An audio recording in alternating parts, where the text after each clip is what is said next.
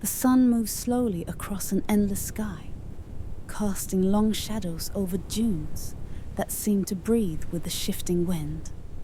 Another day of travel along the Silk Road is drawing to a close, and with it comes a transformation that happens gradually, almost imperceptibly, as the caravan begins its transition from movement to rest. This is not a sudden stop, not an abrupt end to the day's journey, but rather a gentle easing into evening, a ritual as old as the routes themselves. The caravan leader, a weathered man whose eyes have traced these paths for decades, begins to scan the horizon with a practiced gaze. He is looking for something specific, though to the untrained eye, one stretch of desert might look much like another. But he knows the subtle signs. A slight depression in the land that might offer shelter from wind. A scattering of hardy shrubs that suggest water might be found if one digs deep enough.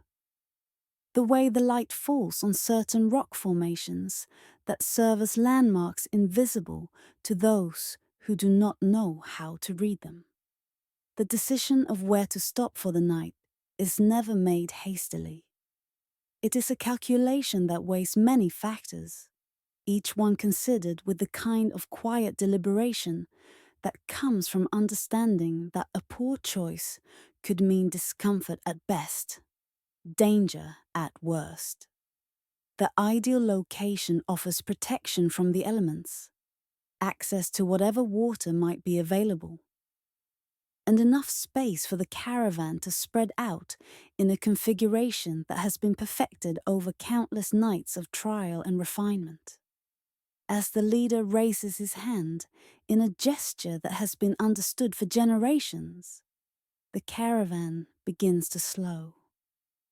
This is not an immediate halt, but rather a gradual deceleration that allows each person, each animal, to ease into stillness without strain or confusion. The camels, sensing the shift in pace, seem to understand before their handlers even speak. They have made this journey before, or, if they have not, their ancestors carried the knowledge in some way that defies simple explanation. The rhythm of their gait changes, becomes more measured, more deliberate, as they approach the place where they will spend the night. The process of making camp unfolds with a choreography that requires no discussion, no instruction. Each person knows their role as surely as they know the feel of sand beneath their feet. The younger members of the caravan move to help the older merchants dismount from their riding camels, offering steadying hands and patient support. There is no rush in these movements, no sense of urgency. The desert has taught everyone here that haste rarely serves any useful purpose, and that the careful, methodical completion of necessary tasks is always preferable to the chaos of hurried activity. The camels are led to what will become the perimeter of the camp, forming a loose circle that serves multiple purposes.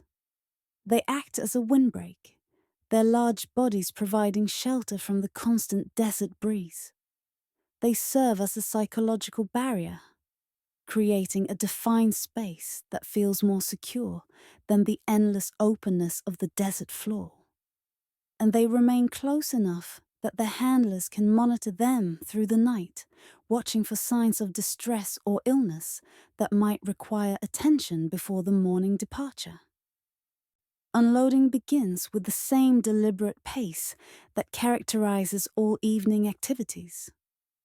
Each bundle, each chest, each carefully wrapped package is removed from the camels' backs with a gentleness that speaks to the value of the goods they contain.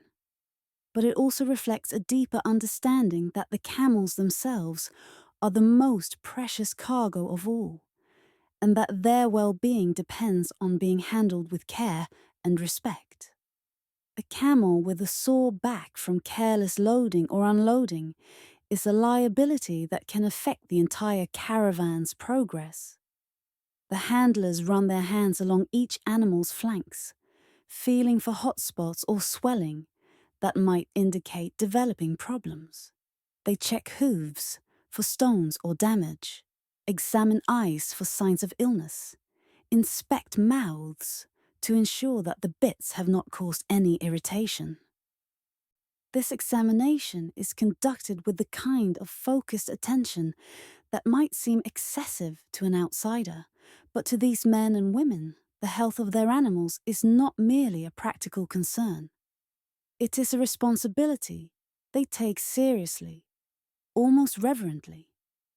Once unloaded, the camels are hobbled in a manner that allows them to move short distances to graze on whatever sparse vegetation might be available, but prevents them from wandering far from camp. The hobbles are applied with practiced efficiency, but also with a gentleness that comes from understanding that these restraints, while necessary, are a kind of indignity that should be imposed as kindly as possible. Some handlers speak softly to their animals as they work, using words that carry no specific meaning but seem to convey reassurance. A promise that the night will be peaceful and the morning will bring renewed freedom of movement. Water is rationed with meticulous care. Each animal receives its measured portion, poured into leather troughs that have been softened by years of use until they no longer hold the rigid shape they once possessed. The camels drink with an economy of motion that mirrors the efficiency of their handlers, taking in exactly what they need without waste or excess. Those who are less experienced with Dassault's travel are often surprised by how little water a camel actually requires. Having heard exaggerated tales of these animals drinking vast quantities at once. The truth is more modest, more practical, more suited to the realities of traveling through lands where water is precious beyond measure. While the animal handlers go about their work, others in the caravan begin to prepare the human quarters for the night. Tents are erected, though not all travelers carry such luxuries. The wealthiest merchants might have elaborate silk pavilions, structures that take several people working together to raise properly. These tents are not merely shelter, but status symbols, announcing to all who see them that their owners have achieved success in the dangerous and demanding world of a long-distance trade. The process of raising these larger tents is itself a kind of performance, a demonstration of skill and coordination. Poles must be positioned precisely, guy ropes must be tensioned with exactly the right amount of pull to keep the structure stable in wind that might rise suddenly during the night. The fabric must be stretched taut enough to shed any rain that might fall. Rare though such events are in these arid lands, but not so tight that it tears under stress. For those of more modest means, shelter might consist of nothing more than a simple canopy stretched between poles, creating a square of shade that will become precious once the sun rises again. Some travelers carry no shelter at all, preferring to sleep under the open sky, wrapped in heavy wool cloaks that provide surprising warmth once the desert's daytime heat dissipates into the cold vastness of night. The arrangement of these sleeping spaces is not random. There was an understood hierarchy, a geography of the camp that reflects social structures without anyone needing to articulate the rules. The most prominent merchants claim the central positions, places of honor, but also of relative safety, surrounded by the rest of the caravan. Guards and scouts position themselves at the edges, creating a human perimeter that complements the physical barrier formed by the camels. As the sun continues its descent, now touching the horizon with colors that seem impossible, oranges and purples and reds that paint the sky in shades that would seem garish if painted by a human hand, but somehow achieve perfection when created by the natural world. The focus of the camp shifts to the evening meal. This is not a quick affair, not a simple matter of consuming sustenance before sleep. The evening meal is a social occasion, perhaps the most important part of the entire day, when the isolation of travel gives way to the warmth of human connection. Fires are built with materials that have been gathered along the way or carried specifically for this purpose. In areas where wood is available, even if only in the form of twisted desert shrubs, these are carefully collected and husbanded. A skilled camp cook knows how to create a fire that burns hot enough to cook food efficiently while consuming as little fuel as possible. The fire pit itself is often dug slightly into the ground, both to protect the flames from wind and to concentrate the heat where it will be most useful. In regions where even scrub vegetation is scarce, dried camel dung serves as fuel. This might seem unpleasant to those unaccustomed to desert life, but it is a remarkably efficient resource, burning with steady heat and producing smoke that is far less acrid than one might expect. The collection of this fuel is typically the responsibility of younger members of the caravan who learn through this humble task to waste nothing, to see value in things that others might overlook. The cooking itself is overseen by those who have developed their skills over many journeys. Learning to create satisfying meals from limited ingredients under challenging conditions. The staples are simple: grains that have been carried from the last major settlement, dried meats that can survive weeks of travel without spoiling, preserved fruits that provide sweetness and variety to otherwise monotonous fare. Water is boiled in large pots that have been blackened by countless fires, their surfaces bearing the patina of long use. Into this water goes rice or wheat, sometimes lentils or chickpeas that have been soaking since the midday rest. The grain softens slowly, absorbing water and swelling to create a base that will fill bellies and provide energy for the next day's travel. Dried meat is added, releasing its savory flavors into the pot. Sometimes spices are included, precious commodities that are themselves items of trade, but are occasionally used to enhance the evening meal, transforming simple ingredients into something approaching luxury. The aroma that rises from these cooking pots is one of the most distinctive features of a Silk Road evening. It mingles with the smell of smoke, the scent of camels, the dry, dusty essence of the desert itself, creating an olfactory signature that anyone who has traveled these routes would recognize instantly. This smell becomes associated with safety, with rest, with the brief respite that comes between one day's journey and the next. While the food cooks, there is time for other preparations.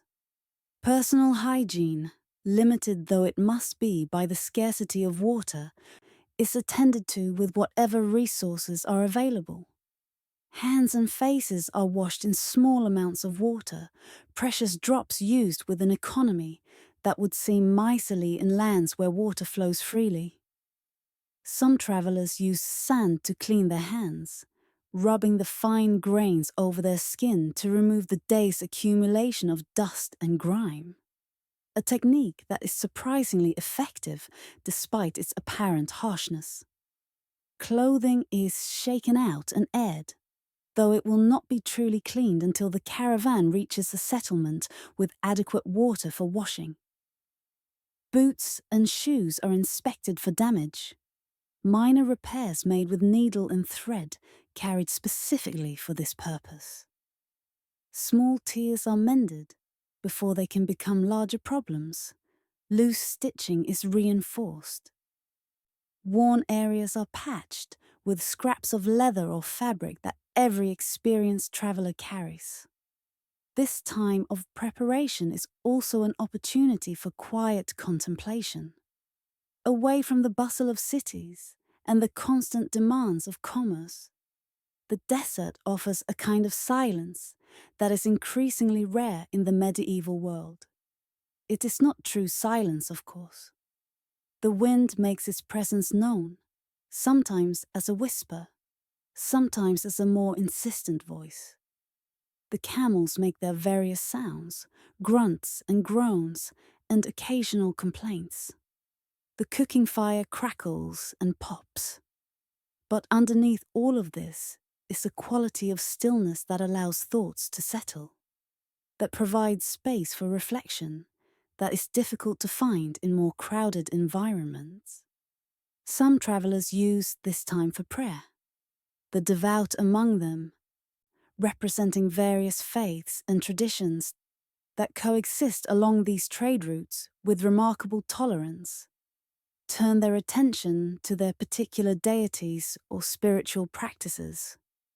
Muslims face Mecca and perform their evening prayers, movements precise and practiced, words recited with the comfort that comes from long familiarity. Buddhists might light a stick of incense, its fragrant smoke rising into the darkening sky, and sit in meditation.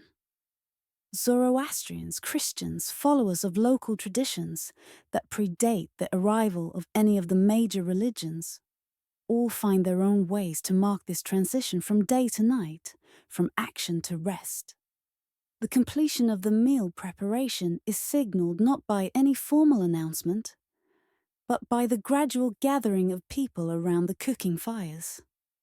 They come in small groups, drawn by the promise of hot food and warm companionship. The serving is done communally, with large portions of the prepared food being spooned into bowls or onto flat breads that serve as edible plates.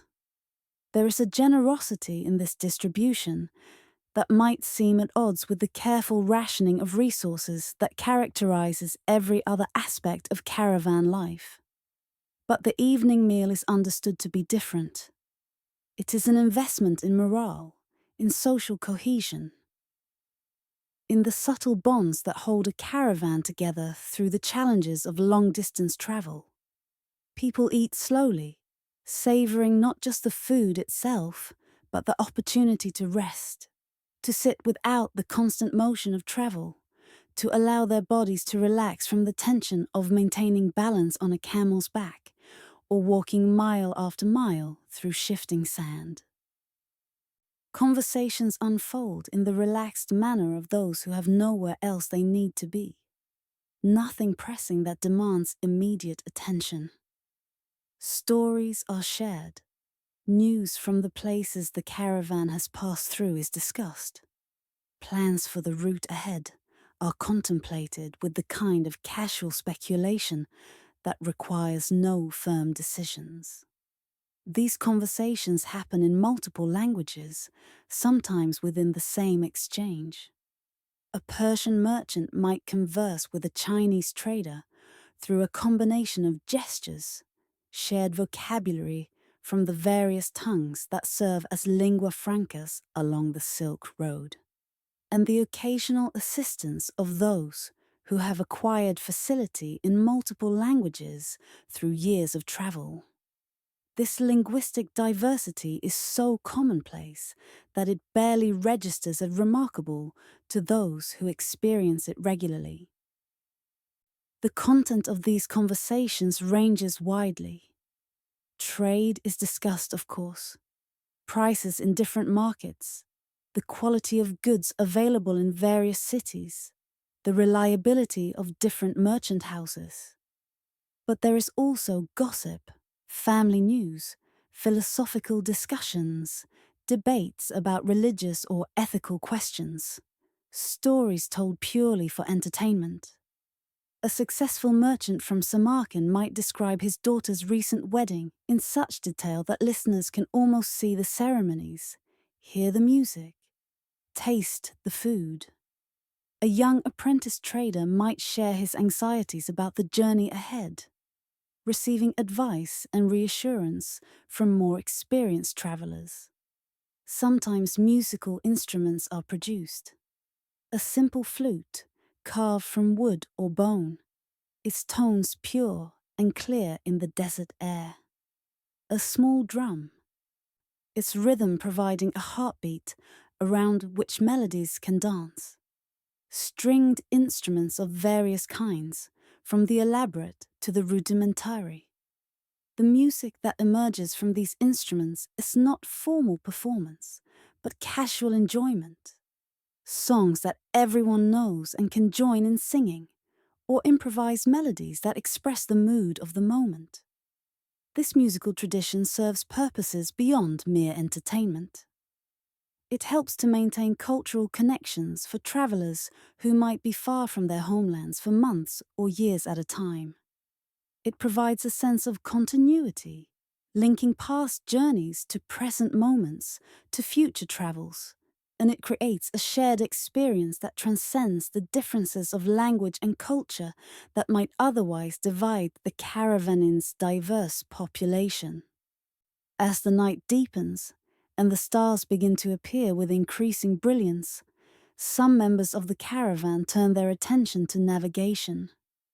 The night sky over the desert is a spectacle that even experienced travelers never quite take for granted. Without the light pollution that will characterize later eras, without even the modest glow of substantial settlements, the stars shine with an intensity that makes them seem close enough to touch. The Milky Way stretches across the sky like a river of light, so clear and defined that its structure is obvious even to casual observation. For the navigators, however, the stars are not merely beautiful, but functional. They are a map written in light, a guide that has directed travelers since humans first ventured beyond familiar territories. The North Star holds its steady position, marking the celestial pole around which all other stars appear to rotate. By measuring the angle of this star above the horizon, an experienced navigator can determine latitude with surprising accuracy. The positions of other stars and constellations provide additional information, confirming or correcting the day's estimated progress. This navigation is often a collaborative effort, with elder travelers teaching younger ones to read the sky. They point out the key stars and constellations, explain how to measure angles using hand spans or simple instruments, describe how to account for the season and time of night when making calculations. This knowledge is passed down not through formal instruction, but through shared observation, through the patient explanation of techniques that have been refined over generations. But even those not involved in navigation often spend time simply looking at the stars. There is something about the vastness of the night sky that puts human concerns into perspective, that reminds even the most successful merchant or the most anxious apprentice of their small place in a universe whose scale defies comprehension. This is not necessarily a depressing realization. For many, it provides a kind of comfort, a reminder that their individual worries, while real and valid, are part of a larger pattern of existence that has continued for countless generations before them and will continue for countless generations after. The temperature drops as the night progresses, a change so marked that it can be difficult for those unfamiliar with desert environments to understand. The same land that was almost unbearably hot during the day becomes genuinely cold once the sun's warmth has fully dissipated. This is when the heavy cloaks and blankets that seemed unnecessary burdens during the day prove their worth. People draw closer to the fires, seeking the warmth of flames and coals. The night watch is organized with careful attention to ensuring that everyone receives adequate rest while maintaining constant vigilance. Those assigned to the first watch take their positions at the camp's perimeter, settling into spots where they can observe the surrounding darkness while remaining alert to any signs of danger. The threats they watch for are varied. Bandits are a constant concern, though attacks on well-organized caravans are relatively rare, as most would-be thieves understand that such groups can defend themselves effectively. Wild animals, particularly in regions where predators still roam, require attention. But perhaps the most important function of the watch is simply to maintain awareness, to notice any change in conditions that might require response. These watchers do not sit in tense anticipation of danger. They understand that most nights pass without incident, that the stillness of the desert is rarely broken by genuine threats. They settle into a state of relaxed alertness, comfortable enough to sustain the hours of their watch, but attentive enough to notice anything unusual. Some pass the time in quiet conversation with their fellow watchers, keeping each other awake through shared stories or gentle debate. Others prefer silent contemplation, using the hours of darkness for their own thoughts and reflections. For those not on watch, the process of preparing for sleep begins. Bedrolls are unrolled and arranged with attention to the subtle contours of the ground, seeking spots where sand or soil provides relatively comfortable support. Experienced travelers know how to position themselves to minimize discomfort, how to use folded cloaks or bundles of clothing to create makeshift pillows, how to arrange blankets to provide maximum warmth with minimum weight. The gradual quieting of the camp as people settle into sleep is a process rather than an event. Conversations fade and die. Laughter becomes less frequent. The sounds of movement diminish. The fires are banked, reduced to beds of coals that will provide warmth through the night without requiring constant attention. A well-tended fire can smolder through the night and be revived in the morning with minimal effort, providing hot coals for the breakfast cooking without the need to rebuild from scratch. The sounds of the night become more noticeable as human activity decreases. The breathing of sleeping camels, deep and regular. The occasional sound of an animal shifting position or moving to a new patch of sparse grazing. The wind, which often picks up after dark, creates its own music as it moves across the desert, whistling through gaps in rocks, stirring sand into miniature whirlwinds that dance briefly before collapsing. Sometimes there are other sounds. The distant cry of a night bird, the barely audible scurrying of small desert creatures going about their nocturnal business. For those who remain awake, whether by choice or necessity, there is a particular quality to these hours that makes them distinct from any other time. The combination of darkness, silence, and isolation creates a space for thoughts that might not emerge in the bustle of daylight activity. Some people find themselves thinking about their families, separated from them by vast distances and long weeks of travel. They wonder about children growing up in their absence, about spouses managing households alone, about parents aging without their daily presence. Others contemplate the nature of the journey itself, the strange reality of spending months in constant motion, moving through landscapes that change so gradually that individual days seem almost identical, yet accumulating over time into vast transitions from one world to another.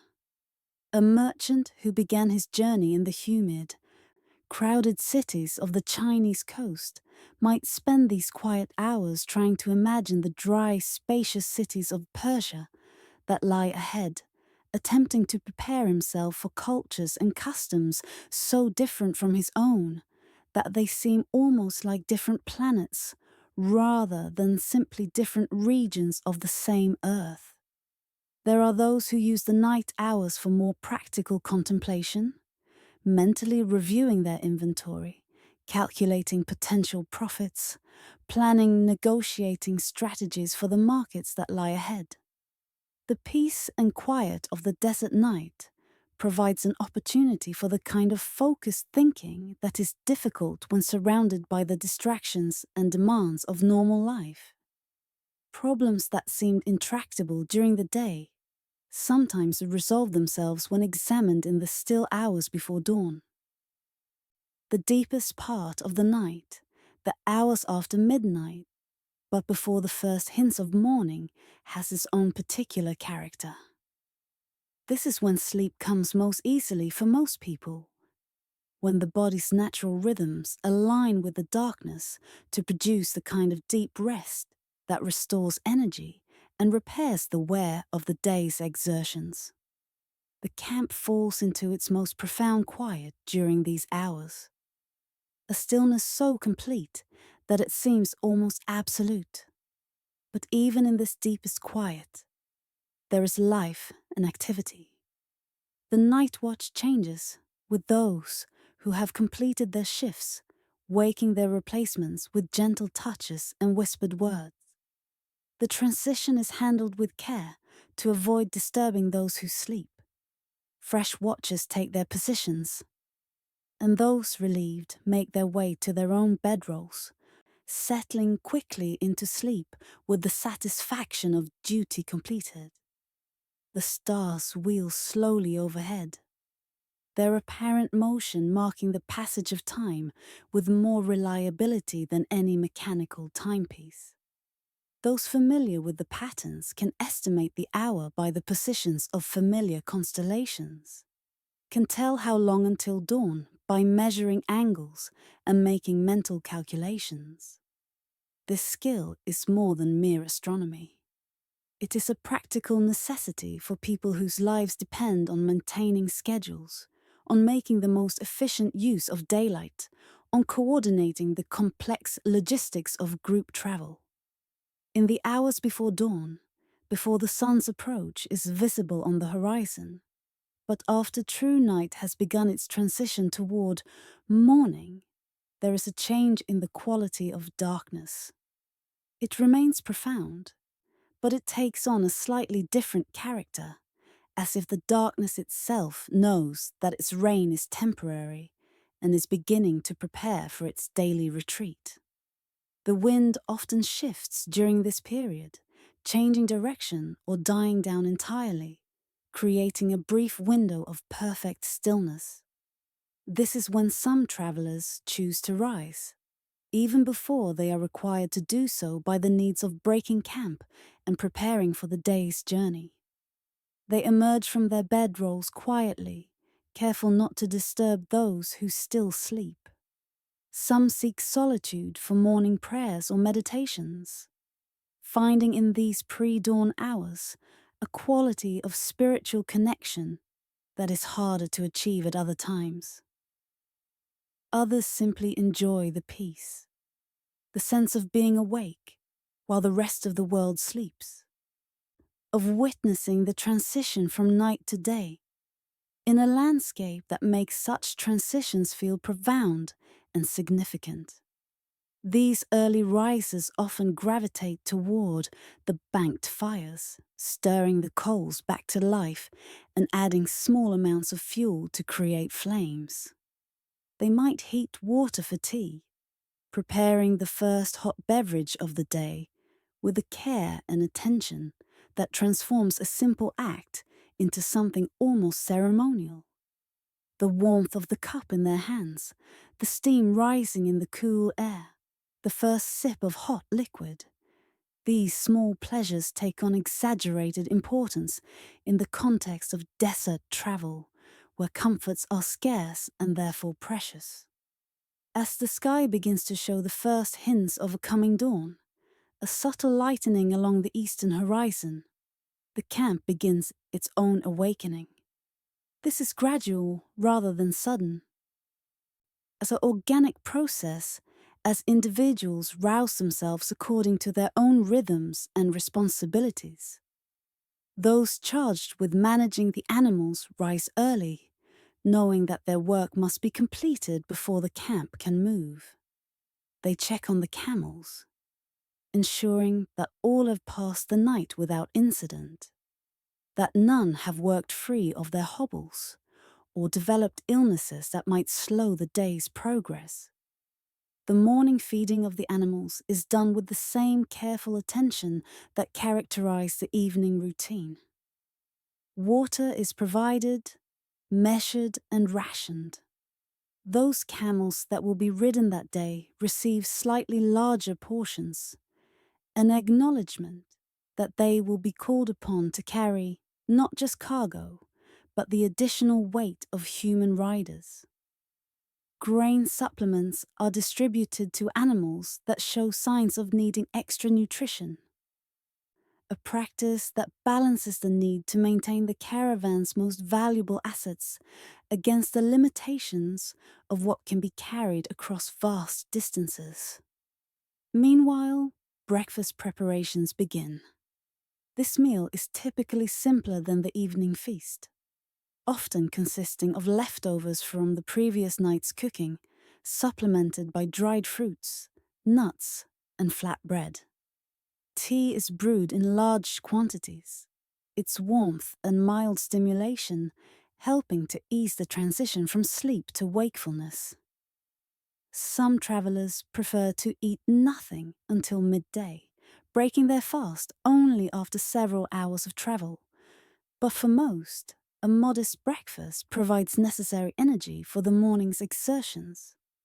The striking of camp follows patterns as established as those that governed its creation. Tents are lowered with the same care that went into raising them, folded according to methods that minimize creasing and make them easier to pack efficiently. Bedrolls are shaken out to remove sand and dust before being rolled tightly and secured. Personal belongings are gathered and organized, each item finding its designated place in the larger arrangement of the caravan's cargo. The packing of the camels is a skilled task that requires both knowledge and experience.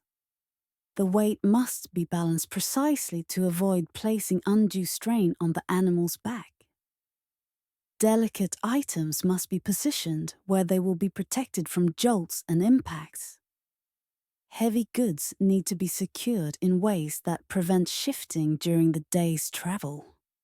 The pack handlers approach this work with the kind of focused concentration that it demands, checking and double-checking their arrangements to ensure that everything is as it should be. As the sun finally breaks the horizon, painting the desert in shades of gold and amber, the caravan stands ready for another day of travel. The night has provided rest and restoration, a brief suspension of movement that has allowed both humans and animals to recover from the previous day's exertions. But it has provided more than merely physical recuperation. The evening and night hours have offered opportunities for social connection, for spiritual practice, for quiet contemplation, for the maintenance of cultural traditions that provide continuity and meaning in lives characterized by constant displacement. The moment of departure, when it finally arrives, carries its own significance. The caravan leader makes a final check, confirming that all are present and ready, that nothing has been left behind that should have been taken, that all the myriad details that determine the success or failure of the day's journey have been properly attended to. When satisfied, he gives the signal, and the caravan begins to move. The transition from stillness to motion is gradual. The camels are urged to their feet, rising in their distinctive manner, hindquarters first, then forelegs. A motion that can unseat inexperienced riders, but which those familiar with these animals barely notice. The loads settle and adjust as the camels find their stride. the formation of the caravan re-establishes itself. The long line of animals and people resuming the shape it will maintain for hours to come. As they move away from the night's camp, some travelers glance back at the site they are leaving. By midday, wind will have erased most traces of their presence. The shallow fire pits will fill with drifting sand. The footprints and hoofprints that currently mark the ground will smooth and disappear. The desert has a way of reclaiming itself, of returning to its default state of unmarked vastness. But for now, for these brief morning moments, the signs of human habitation remain visible, a temporary mark on a timeless landscape. The memories of the night, however, will last longer. They will be carried forward by those who experienced them, becoming part of the accumulated store of experiences that define a life spent in travel. Years later, an aged merchant recounting his younger days might describe a particular night. The quality of the stars, the flavor of the meal, a conversation that resonated with unusual depth. A moment of understanding or connection that seemed to transcend the ordinary circumstances of its occurrence. These memories are not merely personal. They are part of a larger collective memory, a shared understanding among all who have traveled these routes of what the experience entails. When traders meet in distant cities and discover that they have both journeyed the Silk Road, they share an instant bond of mutual recognition. They do not need to explain what it was like to spend nights in the desert. They do not need to describe the particular combination of hardship and beauty, isolation and community, danger and safety that characterizes this form of travel. They know because they have both lived it. The evening routines, the night watches, the pre-dawn preparations. These are not merely practical necessities, though they certainly serve practical purposes. They are rituals that give structure and meaning to what could otherwise feel like an endless, undifferentiated journey. They mark time, create rhythm, provide touchstones of familiarity in landscapes that are constantly changing. They transform what might be merely endured into something that can be appreciated, even enjoyed. Consider the simple act of sitting around a fire after a day of travel, sharing a meal with others who have experienced the same challenges and triumphs of the day. This is fundamentally a human activity, one that connects these medieval traders to their ancestors who sat around fires in caves tens of thousands of years earlier, and to all subsequent generations who have found comfort and community in shared meals and shared warmth. The specifics change, the trade goods being transported, the languages being spoken, the particular foods being consumed, but the underlying human need for connection and community remains constant. The desert night itself plays a crucial role in these experiences. The extremity of the environment, the temperature swings, the absence of comfortable accommodations, the remoteness from settled civilization, strips away many of the distractions and complications that characterize ordinary life.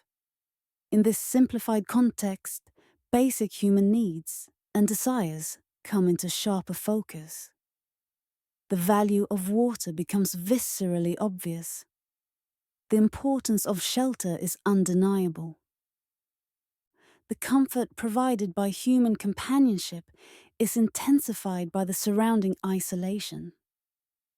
This intensity of experience is part of what draws some people to undertake these journeys repeatedly, despite the very real hardships involved. They return to the trade routes not merely for profit, though economic motivations certainly play a role, but because there is something about this life that satisfies needs that cannot be met in more settled circumstances. The clarity of purpose, the directness of challenges, the immediacy of consequences. These create a quality of engagement with life that can become addictive for those who experience it. The night also provides time for learning and teaching that might not occur otherwise. An apprentice trader watching an experienced navigator read the stars absorbs knowledge that cannot be conveyed through formal instruction. A young animal handler, observing how senior members of the caravan interact with their camels, learns techniques and approaches that will be difficult to articulate in words.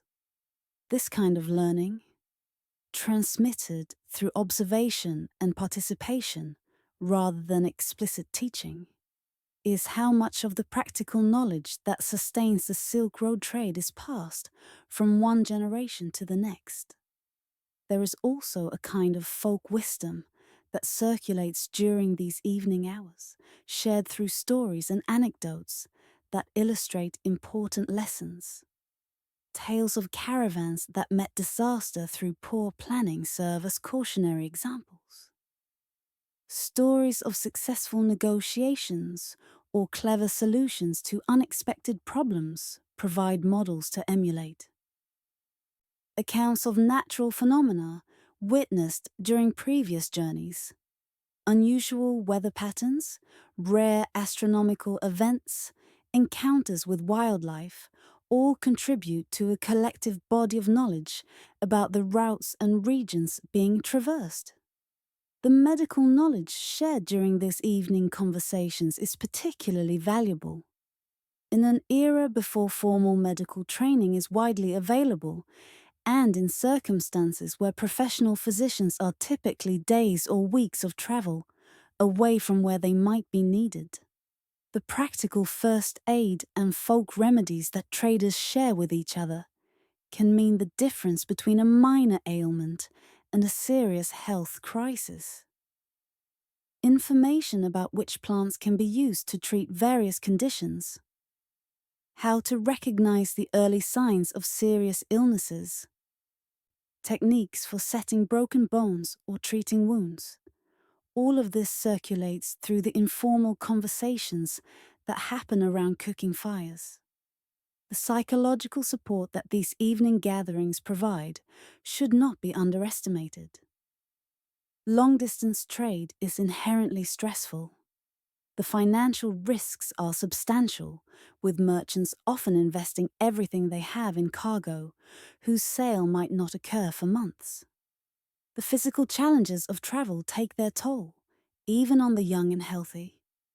The separation from family and familiar surroundings creates emotional strain that can become overwhelming. The opportunity to share these burdens with others who understand, to receive reassurance and encouragement, to be reminded that others have faced similar challenges and prevailed. This support system is essential for maintaining the mental health and morale necessary to complete the journey. For those who travel the Silk Road regularly, the caravan companions they encounter repeatedly on different journeys often become something like an extended family. They may go months or years without seeing each other, but when their paths cross again, they greet each other with genuine warmth and pleasure. They ask about each other's health and families, share news of mutual acquaintances, catch up on developments in the various regions where they do business. These relationships, sustained across great distances and long separations, create networks of trust and mutual obligation that facilitate commerce but also serve important social and emotional functions. The religious and spiritual dimensions of these evening gatherings deserve attention as well. The Silk Road is notable for being a conduit not just for goods, but for ideas, and prominent among these are religious and philosophical traditions. A caravan might include Muslims, Buddhists, Christians, Zoroastrians, and followers of various local traditions, all traveling together in relative harmony. The evening hours provide opportunities for each group to practice their particular devotions, but also for curious inquiry and respectful dialogue about different belief systems. It is during these conversations that ideas spread, that practices from one tradition influence another, that the kind of religious syncretism that characterizes much of Central Asian history begins to develop.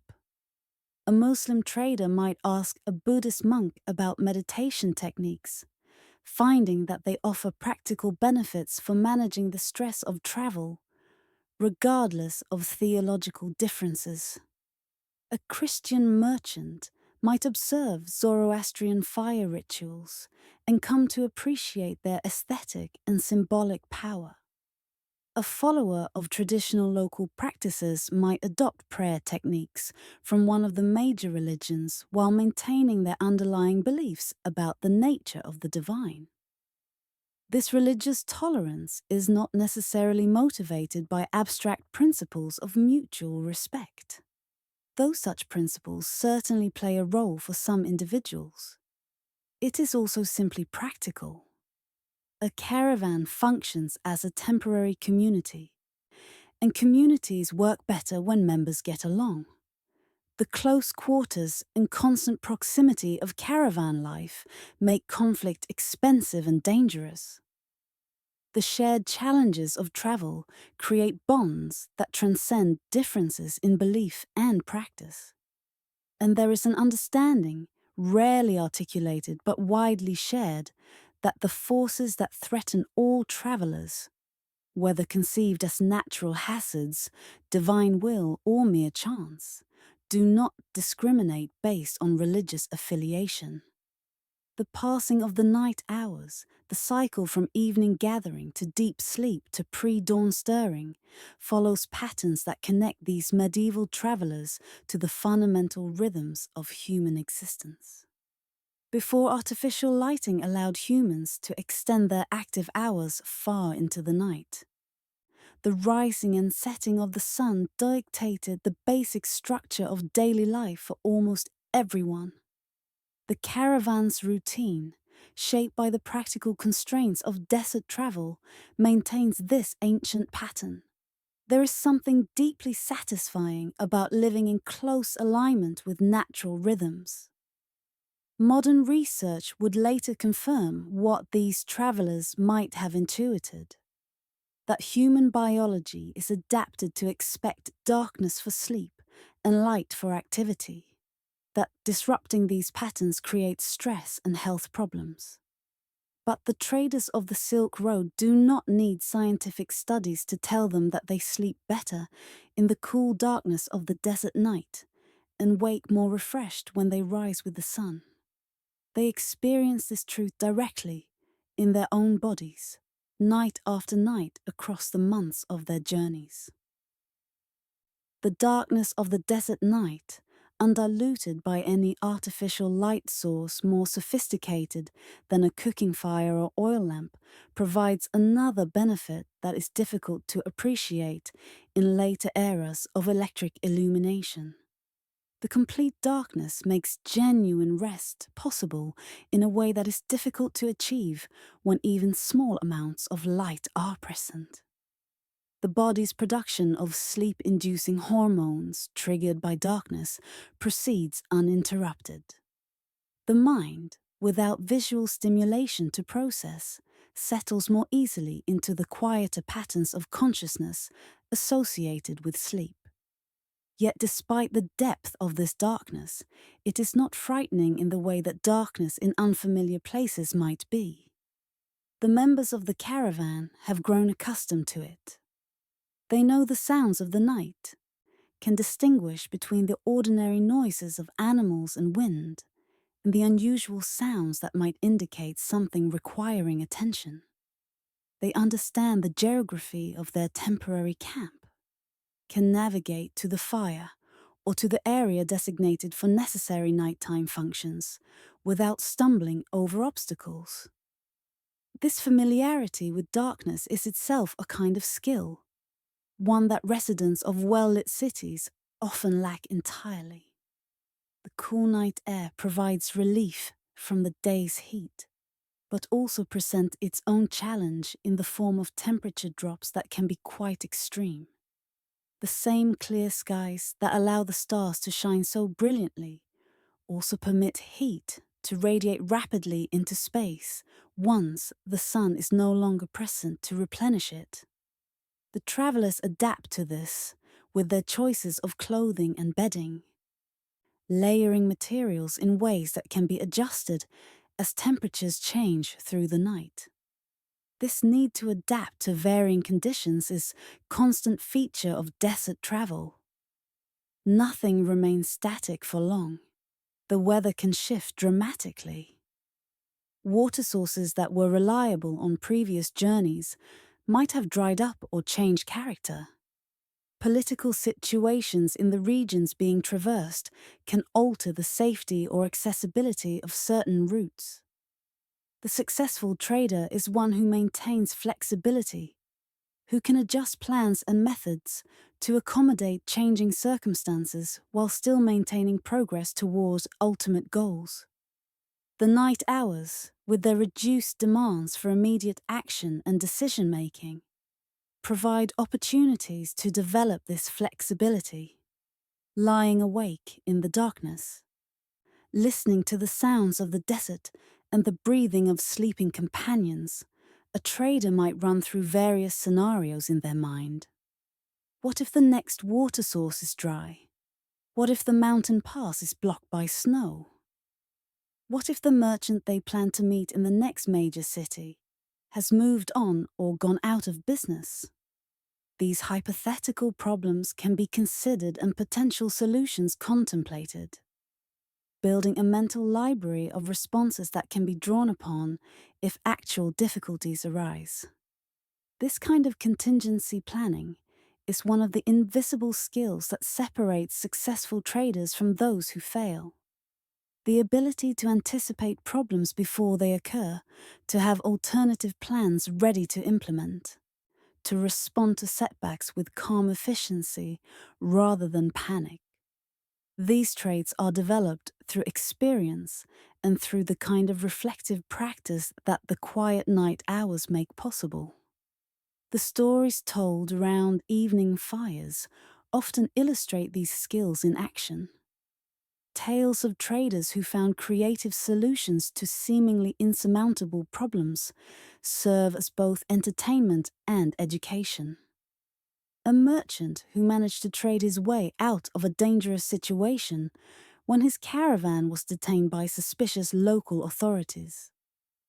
A navigator who found an alternative route when the usual path became impassable. An animal handler whose quick thinking saved a valuable camel from a potentially fatal illness. These stories celebrate intelligence and resourcefulness, qualities that are highly valued in a profession where success depends on the ability to handle whatever challenges arise. But the stories are not all serious lessons in problem solving. There is humor as well, often directed at the storyteller himself.